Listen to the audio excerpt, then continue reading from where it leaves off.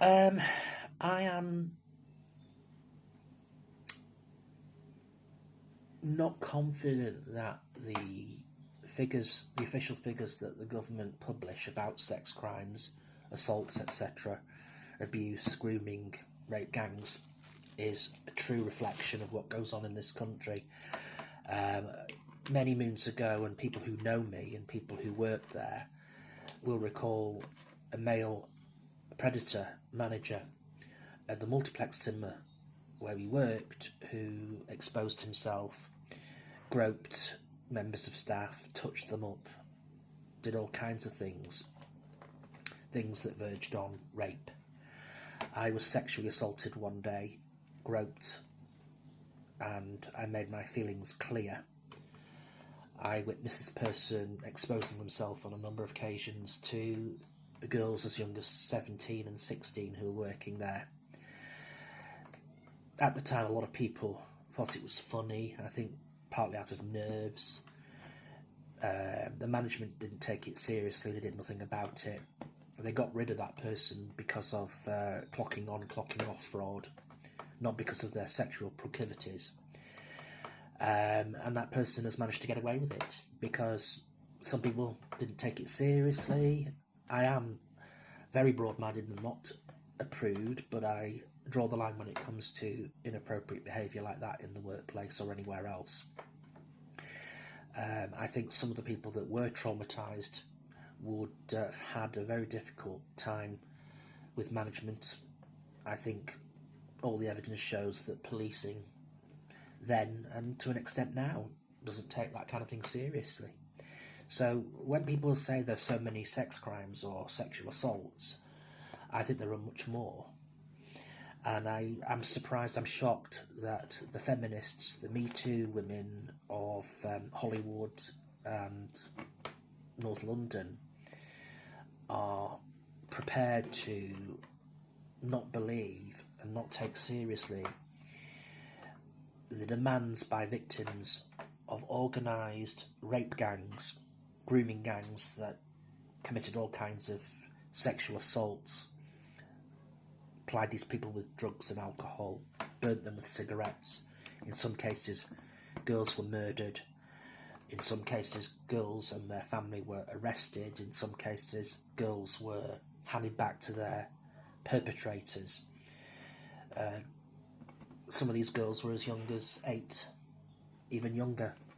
You know, they were forced into not only sex with a man, sometimes it was gang, as in, you know, orgy sex. And I look at people like Lucy Powell, and I can see, you know, that sort of like look of contempt, the sneering look they have, the suspicion they have of working people, working class poor people. And I can see, you know, the windmills whirring away in their heads. They're not listening, they don't care. Now, why is that? Why is it they're not prepared to put forward a royal commission on this? Because we're talking not only about sexual assaults and crime, we're talking about cover-ups, conspiracies that involve local politicians, political parties, MPs, police, social services, councils. We're talking about media. I was at the BBC in '94 in Manchester. They knew about the grooming gangs.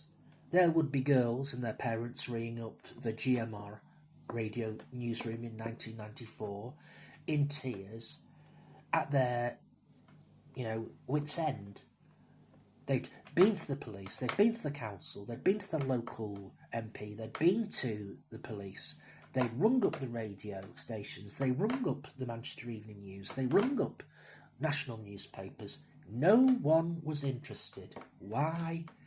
Because in the oppression Olympics, these girls were here.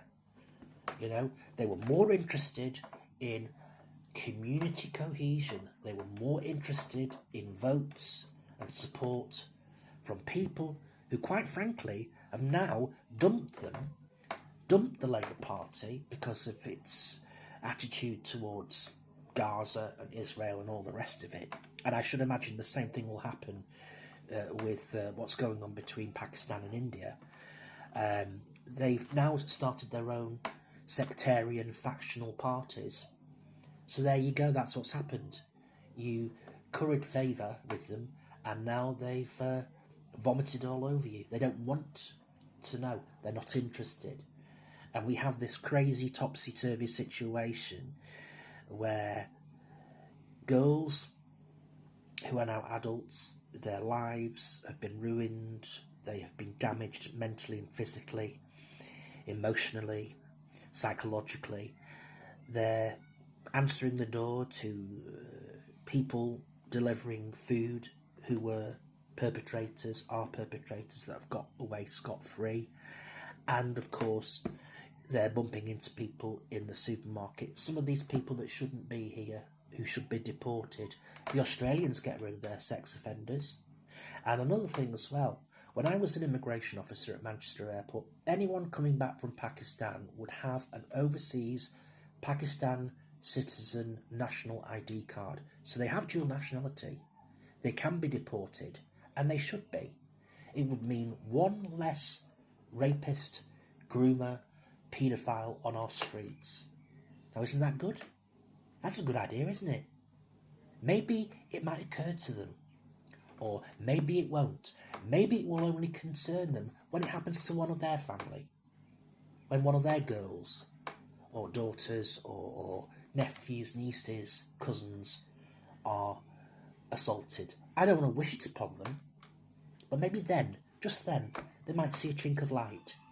Yeah, they might just then.